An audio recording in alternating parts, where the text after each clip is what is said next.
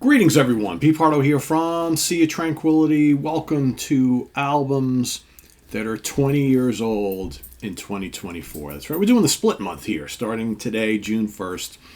First 15 days of the month, I'm going to give you my top 15 picks from 2004, celebrating 20-year anniversaries this year.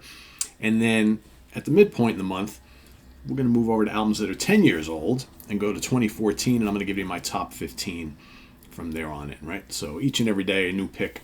Today, we're going to start with my number 15 because we're going to work our way from 15 to 1, right? Today, we're going to take a look at an album that was released on August 10th in 2004, produced by the band along with Ben Gross for Wind Up Records. I'm talking about the debut album from Alter Bridge, One Day Remains.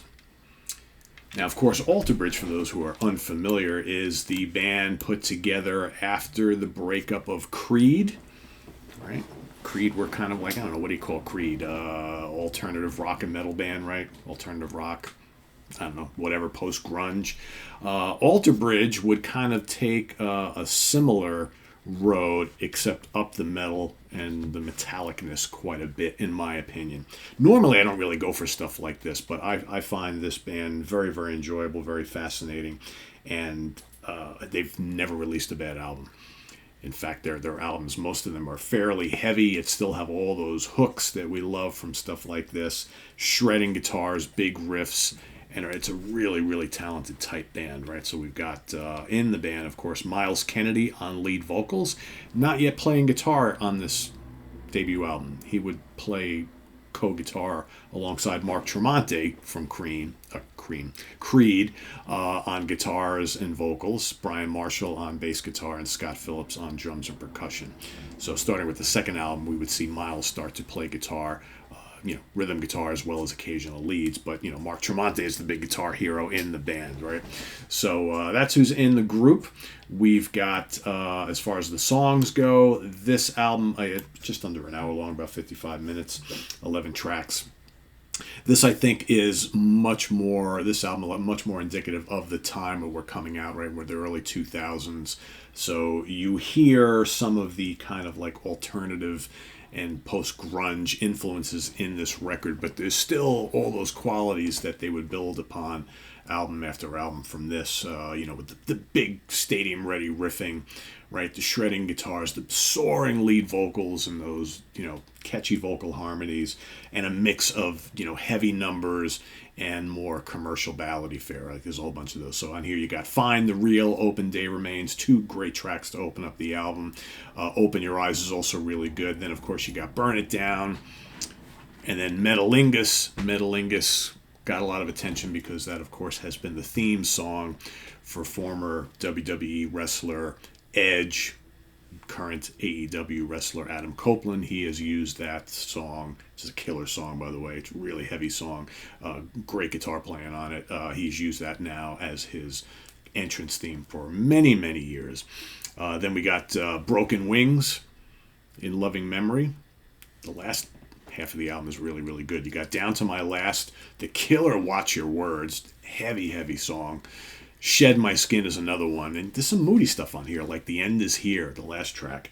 That's kind of, it's definitely moody, but it's kind of like, it's like a slow build type of thing. It's got heavy parts and more mellow atmospheric parts. This band does a really good job of kind of blending all those things. I think Miles Kennedy is a terrific singer. I really like his voice. And, the funny thing is, if you go listen to Mark's band Tremonti, right, he does all the lead vocals in that band, and he and Miles don't sound all that different from each other, which is kind of funny. But Mark does occasionally take the lead vocal slot here in this band, but it's mostly Miles doing the singing. But going, and this is a really, really strong debut. Going forward, I think they've got some total kick-ass albums to follow. And like I said, they really, and I think there's other albums that they get heavier as they move on, but they really utilize the dual guitar attack to to really get effect on albums to come. But I still really like this debut a lot. And this one, this one made some dents on the charts. So Australia number 37, Germany 61, Netherlands 56, New Zealand 25, Swiss charts 54, UK charts 102, and the US Billboard charts made it to number 5. Because remember, Creed were a pretty big band there for a few years. So it's like when they kind of like went away, I think people were looking for something to kind of fill that gap. And even though I think these guys are much heavier and a bit different band, there's some themes that recur in their music that may remind you of Creed a little bit. As far as singles go, Open Your Eyes made it to number 123 on the US Billboard charts. Alternative charts number 24, the main charts, I don't know what that is, maybe the rock charts number 2, Australia number 49, Find the Real number 7, and Broken Wings made it to number 29. So yeah, pretty cool stuff here. Any other little tidbits of information I can give you? I guess that's about it. To be followed by Blackbird in 2007, which to some people is their kind of magnum opus, and it's got some really great stuff on it. Whether it's my favorite or not, trying to remember how I ranked the albums of Alter Bridge when I did it a while back. I don't remember, but it's up. Blackbird is up there, so it's generally a top 3 album for them. But yeah, anyway, One Day Remains from Alter Bridge is my pick for today. Pick number 15. See you tomorrow. Excuse me, for number 14. And tune in just a couple hours. We've got the UK Connection. As we will be revisiting. It's early in the morning, guys. We will be revisiting our top 10 albums from 2011. We did about a month and a half ago. We did 2010. We took a look back to see what we ranked as our top 10, and would that fly today? We're doing the same thing with 2011. We're going to take a look and see what we picked as our 10 favorite albums of 2011 on the webzine, and whether we think that list holds up today. Would we change anything, right? I think you might see some changes on mine. But we'll see. Till then, visit us on the web at www.seatranquility.org. We're on Facebook, we're on YouTube, all together, all the damn time. Please subscribe if you haven't already, and click on that notification bell to get alerted of all of our content as it posts. And please do hit the like button before you leave.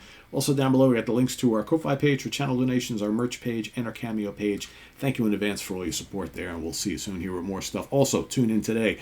I will be having the next installment. I know it's been a few weeks, but the next installment of my 10 must-have albums for a newbie. We're going to tackle Southern Rock today, so stay tuned to hear what those 10 albums for anybody brand new to Southern Rock needs to have in their collection. That's coming up in just a little bit. So till then, I'm Pete Pardo. Thanks for watching. See you soon. Don't forget also tomorrow, ranking the albums, Tommy Shaw along with Grant Arthur. We will be tackling Tommy's solo records, Shaw Blades, and Damn Yankees. That's coming up tomorrow. Till then, take care. Bye-bye.